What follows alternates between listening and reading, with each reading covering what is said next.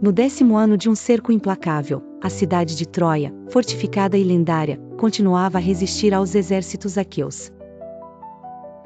Contudo, não foi uma nova estratégia militar ou um reforço troiano que mudou o curso da guerra, mas sim a fúria devastadora de um único homem, Aquiles, o maior guerreiro dos aqueus.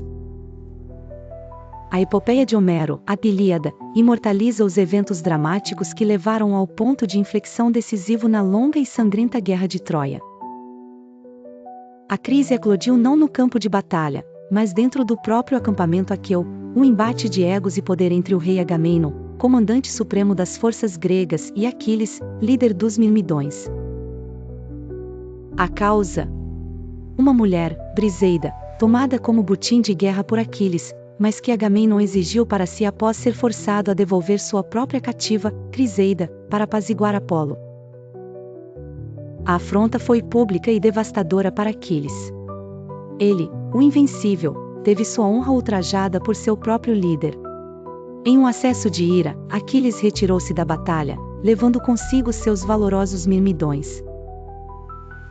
Sua mãe, Tétis, a deusa do mar, apelou a Zeus para que os troianos prevalecessem, para que Agamenon sentisse a falta do mais poderoso de seus guerreiros e se arrependesse de sua insolência. Com a ausência de Aquiles, o ímpeto da guerra mudou drasticamente. Héctor, o príncipe de Troia e seu mais bravo defensor, viu a oportunidade e a agarrou com ferocidade. Liderando suas tropas com coragem exemplar, Héctor empurrou os aqueus de volta para seus navios, infligindo pesadas perdas. O clangor das armas, os gritos de dor e o cheiro de sangue preenchiam a planície troiana. Abalados e à beira da derrota, os líderes aqueus, incluindo Ulisses e Ajax, tentaram desesperadamente persuadir Aquiles a retornar à batalha. Ofereceram riquezas, desculpas formais e a devolução de Briseida. Mas a ferida na honra de Aquiles era profunda demais. Ele se recusou, mantendo-se firme em sua resolução, assistindo de longe ao desespero de seus antigos aliados. Quando os troianos ameaçaram incendiar os navios aqueus, Patroclo, o melhor amigo e companheiro de Aquiles, não suportou mais ver o sofrimento de seu povo. Implorou a Aquiles que o deixasse vestir sua armadura e liderar os mirmidões na batalha, na esperança de reverter a maré e, talvez, poupar a vida dos guerreiros aqueus.